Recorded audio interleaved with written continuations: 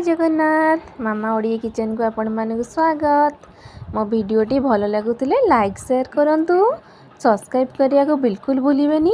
चलंतु start करबा आज recipe होची मूला चॉप। आपण मन तो बहुत प्रकार चॉप खाइतिबे, आज मूला चॉप बनेबा। आसंतु पानी गरम कर देली। मूला को प्रथम रूम काटी आनी गोल गोल साइज रो काटी धोई देइतिली। तापरे सिझेई दबा, अल्प सिझेइबा। सेई टाइम रे आम गोटे बेटर रेडी करदे। बेसन, धनिया पत्र, लंका गुंड, जीरा गुंड, धनिया गुंड, चाट मसला, टिके लुण, हलदी, तापर टिके कस्तूरी मेथी पत्र, टिके जीरा पकईकि आम भलसे गोलई दबा। गोलई कि एमती साइज रे बेटर करवा, बेसी पानिया करवानी। तेल गरम कर देइचे, तापर से मूला को बेटर रे गोलई कि छाणी दबा।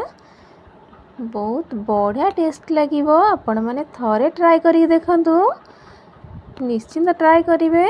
बहुत बढ़िया टेस्ट। रखुची। जय जगन्नाथ।